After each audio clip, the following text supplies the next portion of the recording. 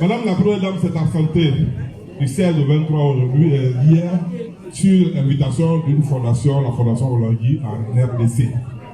À son arrivée, M. Akwa Korentin, son directeur de cabinet, s'est fait du plaisir de lui rendre compte de tout ce qui s'est passé dans le pays, sans faux fuir. Madame la Première Dame, tout ce monde venu ce matin a hâte de vous entendre. Nous donnons humblement la parole donc pour vous nous donner les nouvelles de la RDC. Micro.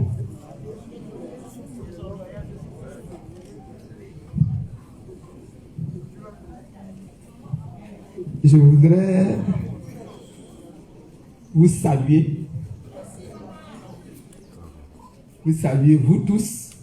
Si je me mets à énumérer, je vais oublier quelques-uns et puis ça va frustrer. Donc, je préfère dire vous saluer, vous tous.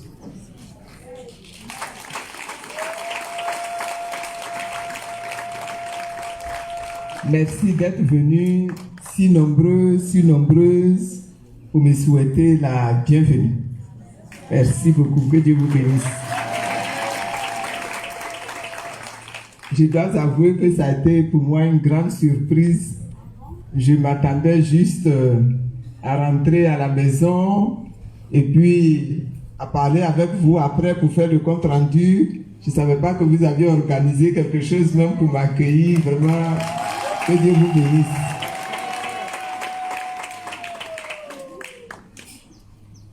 J'arrive de la RDC, Congo Kinshasa.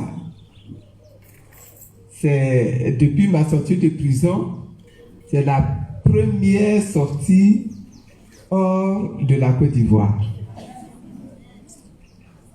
Et je me suis rendu à RDC à l'invitation d'une communauté chrétienne très importante. Dans ce pays-là, j'ai eu l'occasion moi-même de le constater de visu. C'est une grande communauté qui possède la plus grande église, même dans la ville de Kinshasa, et qui a des églises partout dans le pays. Vraiment, les délégations sont venues de tout le pays, du nord, du centre, de l'est, de l'ouest, vraiment tout le pays. Et puis de l'extérieur également. Les gens sont venus d'Europe, les gens sont venus d'Afrique. Ils ont même une communauté ici à Abidjan qui s'est retrouvée là-bas. Les gens sont venus. Ah, elle est là? Ah, voilà. Merci beaucoup. Il y avait des gens venus des autres pays africains, du Brazzaville, d'Angola, de Tanzanie, d'Afrique du Sud, du Togo, mais il y en a qui sont venus même d'Afghanistan, du Pakistan. Pakistan, plutôt, oui, c'était plutôt le Pakistan, des États-Unis, du Canada, d'Amérique. Vraiment, c'est une très grosse communauté. Il s'appelle le ministère chrétien du combat spirituel.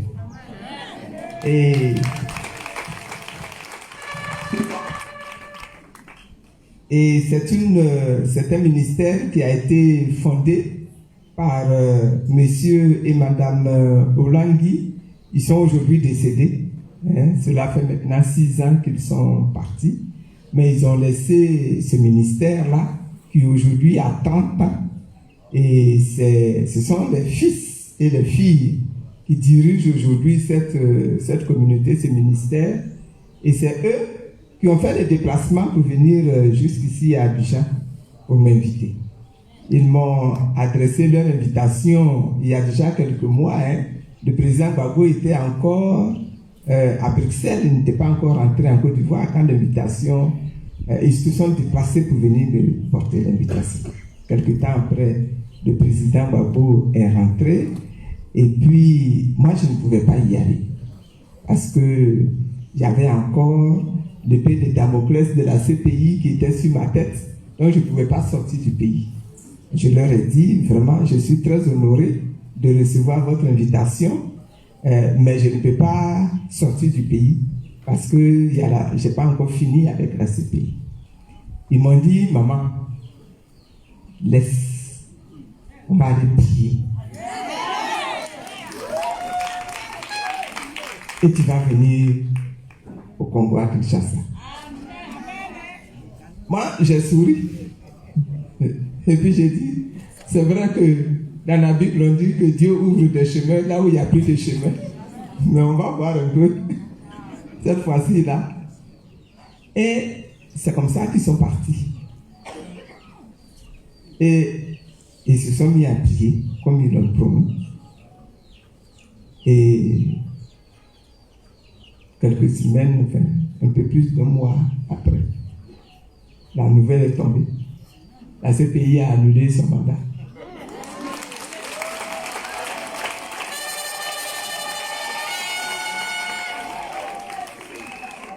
Et je vous assure que ça m'a vraiment impressionné. Ça m'a édifié.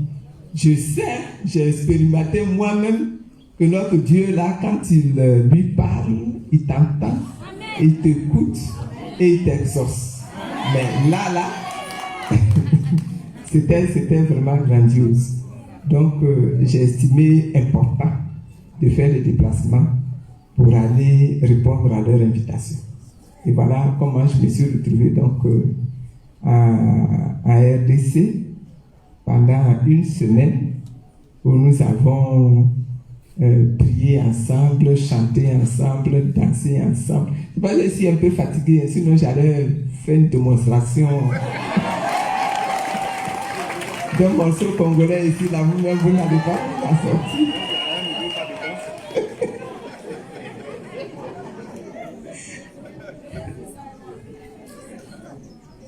L'accueil a été vraiment très chaleureux et je voudrais profiter de ce micro-là pour les remercier encore. Je les ai remerciés hier avant de partir, mais je voudrais les remercier encore aujourd'hui et tous, toute la communauté, les fils, les filles, les pasteurs, les orateurs. Vraiment, ça a été quelque chose de grand. Ça a été quelque chose de grand. Et là, je suis intervenu. J'ai fait un message qu'on m'avait demandé de faire à l'intérieur donc de cette grande mission.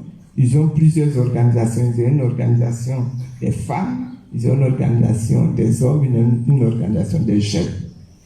Et c'est l'organisation des femmes qui m'a demandé de faire un message. Donc j'étais parmi les orateurs et c'était un exercice auquel je ne suis pas très habitué. Moi, je sais faire des discours politiques, mais faire un discours à l'église pour enseigner là, ça, c'est pas encore tout à fait comment je dirais, mon filon. Hein?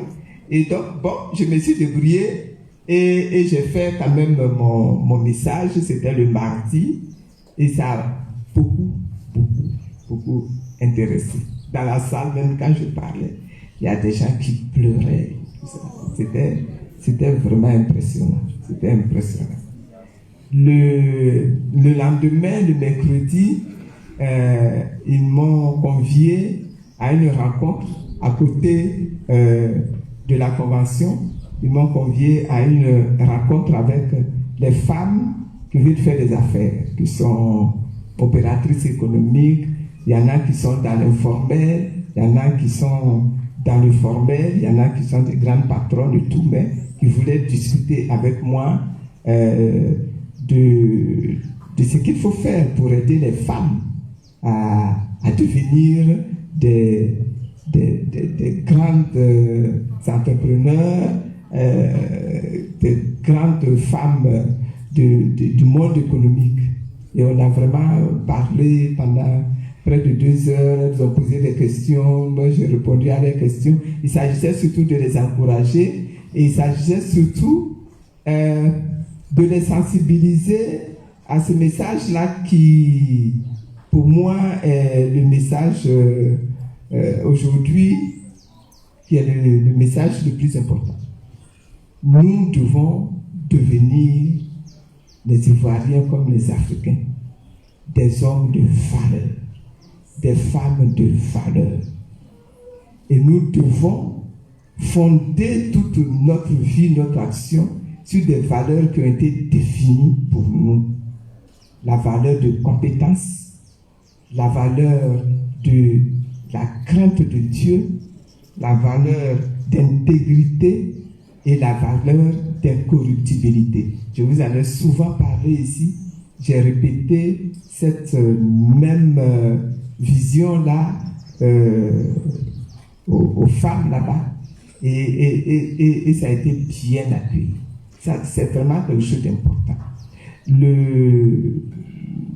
Le surlendemain, c'est-à-dire la journée de vendredi matin, c'est-à-dire hier, j'ai eu une rencontre avec des femmes qui sont dans la politique d'une manière ou d'une autre, qui ont expérimenté, n'est-ce pas, le parcours en politique et qui m'ont exposé leurs problèmes, leurs déceptions, leurs difficultés, qui sont les mêmes que nous rencontrons ici en Côte d'Ivoire.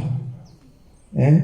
Les femmes, souvent en politique, qui veulent faire de la politique, qui ont de la personnalité, qui ont de la volonté, qui ont du courage, souvent, leurs premiers ennemis même, ce sont les personnes qui vivent avec elles. Et il y en a beaucoup qui m'ont soulevé cette question. Qu'est-ce qu'on doit faire dans ce cas? Est-ce qu'il faut se décourager, laisser tomber, ou est-ce qu'il faut foncer quand même aller de l'avant? Donc là aussi, j'ai eu à insister sur le fait que, de mon point de vue, la femme doit faire de la politique. La femme, dans l'Afrique, là, non seulement elle peut faire de la politique, mais elle doit faire de la politique. Au Congo, les femmes représentent, m'a-t-on dit, 52% de la population. Pourquoi 52% de la population vont rester là pour accompagner les hommes? Pourquoi? Alors que beaucoup de ces 52% de femmes sont des personnes qui ont été à l'école, qui ont des grands diplômes, qui ont de la volonté, qui ont de la pugnacité, qui ont de la noblesse de cœur. Alors, pourquoi est-ce qu'elles ne devraient pas pouvoir faire de la politique? Donc, on a vraiment discuté de ces questions-là en long et en large.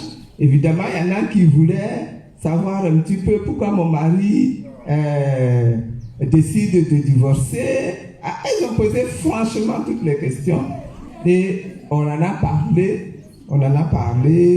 Il y en a qui disaient que est-ce que il y a eu un problème, parce que malgré toute cette relation que nous avons avec Dieu, nous avons quand même connu tous ces problèmes-là. Qu'est-ce qui s'est passé?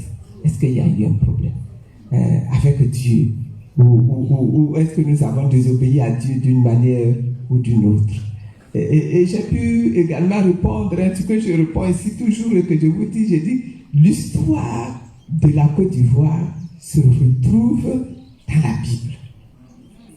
Allez regarder, allez méditer le chapitre 8 du livre de Daniel. C'est clairement expliqué dedans. Clairement expliqué dedans. Depuis le temps du président Houphouët-Boigny jusqu'au temps de Alassane Ouattara, jusqu'à la fin de la Côte d'Ivoire. C'est clairement expliqué dedans. Peut-être un jour, on pourra faire un séminaire là-dessus et puis je vous décoderai ce que moi j'en ai reçu comme signification. Mais voilà, on a parlé de tout ça. Ça a été donc un déplacement très intéressant, très riche. Je suis revenu avec des adresses, des numéros de téléphone, de personnes que je vais mettre en relation avec votre mouvement, le mouvement des générations capables, parce que ce serait intéressant que vous puissiez passer, n'est-ce pas, des alliances avec ces organisations de femmes ou d'hommes qui font la politique, qui sont intéressés à devenir également là-bas des femmes capables, des hommes capables, des générations capables, parce que nous sommes confrontés aux mêmes défis aujourd'hui, quel que soit le pays d'Afrique. Et si nous pouvons nous entraider mutuellement, échanger, n'est-ce pas, les expériences et les leçons de la vie, ça nous permettra de gagner du temps et d'aller de l'avant. Donc voilà un petit peu les raisons de mon déplacement. Ça m'a pris une semaine et ça a été vraiment une très très très grande expérience pour moi. Alors évidemment, dans l'exposé que vous m'avez fait tout à l'heure, vous m'avez un petit peu présenté tout ce qui s'est passé ici en mon absence. Je voulais d'abord qu'on salue comment on appelle ça, l'esprit de ceux qui sont partis hier à cause de cette grande pluie qui a créé des désastres sur la Côte d'Ivoire. Alors si vous voulez, on va se lever pour observer une minute de silence à la mémoire de toutes ces personnes-là qui sont parties.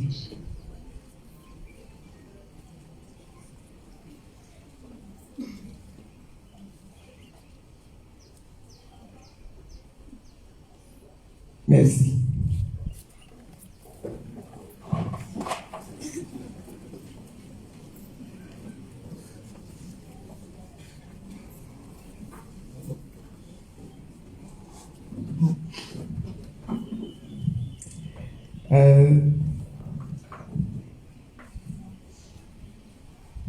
Pendant ce déplacement-là, j'ai pu, à la faveur des activités, me retrouver en présence du président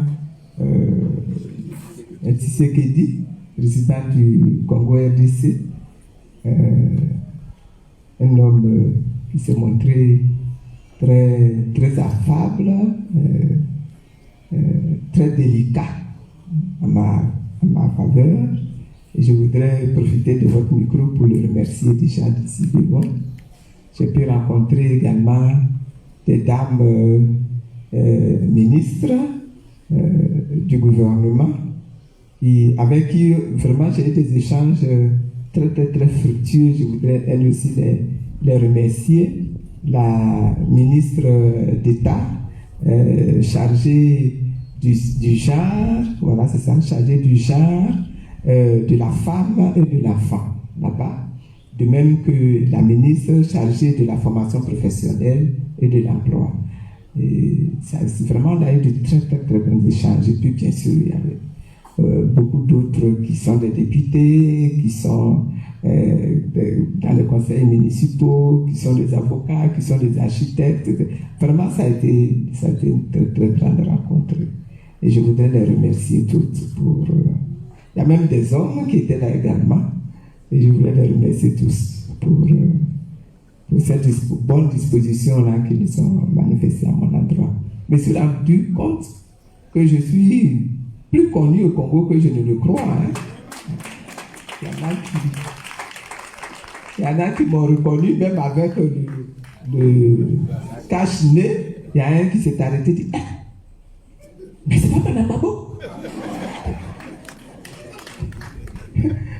Et alors j'ai dit, oui, c'est Madame Babo. Donc vraiment, c'était une surprise agréable. C'était une surprise agréable. Bon, revenons au message de Aqua.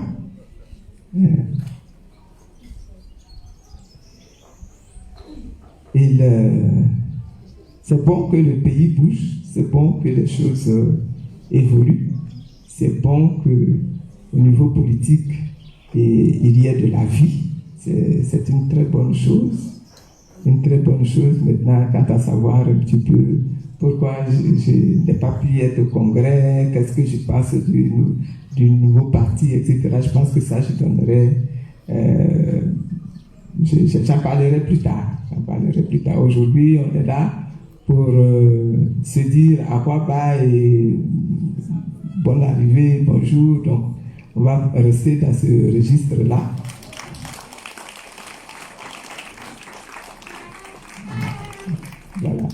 Merci pour tout le tour d'horizon que vous m'avez fait.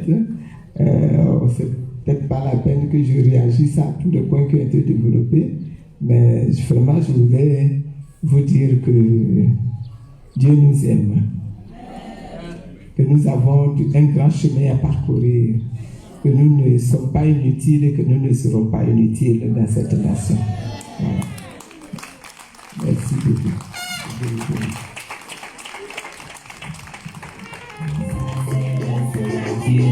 On applaudit très très fort, Madame Simone et bravo, s'il vous plaît.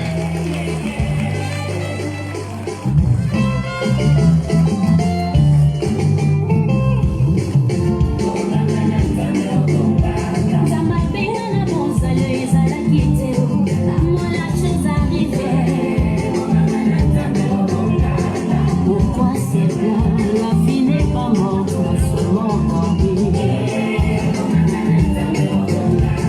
Talita Kombi, jeune fille, lève-toi, je te l'entends. Impossible aux hommes, possible à Dieu, il agit sans limite. Merci pour son technique. Merci beaucoup, mesdames. Mais la danse n'est pas terminée. Voilà, donc, mesdames et messieurs, monsieur le ministre, honorables invités, madame la première dame, dans son allocution, nous a fait rendu compte de ce qui était nécessaire pour nous. Le reste, elle se garde de se prononcer là-dessus plus tard. Cela dit, la cérémonie tirant à sa fin, nous allons donc convier la fanfare pour une bonne ambiance, avec tous les mouvements, et avant que madame lève la séance.